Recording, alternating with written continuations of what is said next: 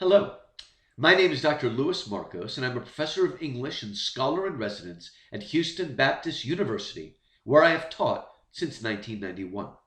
I am making this video for first-generation Latino students attending an honors college at a community college, but who would like to transfer to a four-year university and study the humanities. I would like to invite you to consider Houston Baptist University, where we offer a diverse number of humanities majors: English, history, philosophy, Spanish, political science, legal studies, medical humanities, many. And we also offer minors in all of those majors, where 6 classes or 18 hours will give you a minor. In this video, I want to explain to you why that is a good choice and why you could thrive here in the humanities at HBU. Now, at HBU, all of our humanities, like our liberal arts core, is undergirded by a classical education grounded in the great books, which until very recently has been the backbone of any true liberal arts university. When I say the great books, I mean Homer, Virgil, Dante, Milton, Cervantes and Shakespeare, Aquinas and Augustine and Luther and Calvin, Socrates, Plato, Aristotle, Cicero, the great books that have been studied again and again throughout the centuries. Now, I want to begin this video by admitting and being very plain that there are many people in our society now who are claiming that the great works that have been studied for all this time are actually exclusive and are not meant for anyone who is not a white American or white European. My friends, this is simply not true. America continues to be the greatest melting pot in the world, and the way we are able to draw people from all different cultures and all different countries and invite them into the American dream is because our founding fathers founded our nation upon the great books. They took the Judeo-Christian legacy coming through the Bible and the Christian Middle Ages, and they joined it together with the great Greco-Roman legacy beginning with Homer. And by bringing that together, they created a nation where freedom is possible, where people can come together and discuss things, where people can serve their country, but also be individuals with their own unique dreams. I want to encourage you to join that. Yes, most of the works that we read and study in the core are from Europe or America or from the Mediterranean world. But that doesn't mean they are exclusive. The whole point of this tradition that built this country is that they invite people to join the conversation, a conversation that has been going on for 3,000 years. And that is a conversation I want to invite you to join into. Again, it doesn't exclude, it invites. My friends, to be an American does not mean being white, but it does mean accepting and celebrating a series of core values about what freedom means, about the individual, about the family, about having opportunities to pursue virtue, justice, and courage, and wisdom, and self-control. That is what it means. Now, my friends, modern critics who say the great books are exclusionary and have nothing to say to non-white people, they are simply wrong. But they are right about something, that this great country of America has blood on its hands. We do have two great original sins: slavery and the segregation that came out of it, and our terrible treatment of the Native American Indian peoples. We are not overlooking that at HBU, but we also believe that the only way we were able to overcome those terrible sins, to truly have freedom and integration and to invite people into this world, is because of our legacy of the great books, a legacy that allows for freedom and dialogue between people. If you are to be successful and to thrive in America, you need to understand this language and to be part of this dialogue that created our country. A lot of the critics of the great books, all they want to talk about is diversity and multiculturalism and inclusivism. Those are good things, my friend, but those things can only survive in a society that's been based on these great books. If we do away with these great books, what we end up with is censorship. And that's what we're seeing coming and happening in our country. True diversity, true integration comes through joining this dialogue. My friend, we are a country of immigrants. All four of my grandparents were born in Greece and emigrated to America in the 1930s. They came here for the same reason that your family came here. For freedom and opportunity, a place where a family can join together, where they can pass their legacy down to their children, where they can be part of a world that wants to accept all people and that wants people to succeed and grow and have freedom. This is what you're joining into. Now, as the first person in your family to go to college, you have a great trust.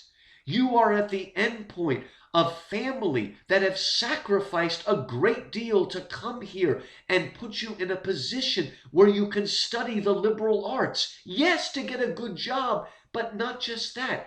So that you can grow as a person. You can develop your God-given talents. My friends, like a lot of your relatives, none of my grandparents even graduated high school. My father took 1 year of college, but dropped out so he could work and support his family. My mother went to 1 year of college, but then dropped out to get married and have children. But she was able later, when I was a teenager, to go back and get a 4-year degree by going to school at night and fulfilling that dream. She passed that on to me. I got a PhD. My brother got a master's in business. And we got that because our relatives, our family, those immigrants came here with a dream, and we participate in that dream.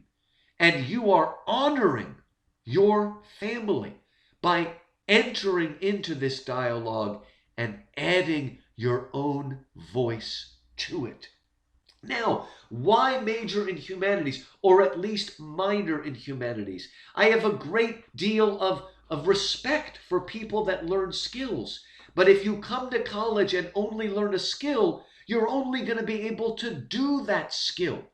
But if you major or at least minor in the humanities, it opens up doors. It is teaching you wider, critical, and creative skills, teaching you to be flexible, teaching you to communicate, teaching you to think outside of the box. All these skills that actually companies are looking for nowadays. Folks, did you know that most Americans will change their career about 3 times in their life? Well, if you went to college only for a skill, when you change your career, you really have wasted your education. But if you have also given yourself a wider shaping through the liberal arts, allowed yourself to have skills of synthesis that can make new connections, then you are going to be of greater value to yourself, to your family, and to your employer. I was reading a great article about how companies today are looking for liberal arts majors because they bring skills like this. They can communicate effectively, read subtle social and emotional cues, make persuasive arguments, adapt quickly to fluid environments, interpret new forms of information while translating them into compelling narratives, and anticipate obstacles and opportunities before they arrive. These are the kind of skills that are going to make you vital to your company, and you will continue to be vital because as your company and the world changes, you will be able to adapt with it. Again, the people that brought Western culture to the shores of the Americas did many bad things. But when they did those bad things, they were violating the values in the great books that we study at HBU. we must not allow the misuse of something to do away with the proper use of it.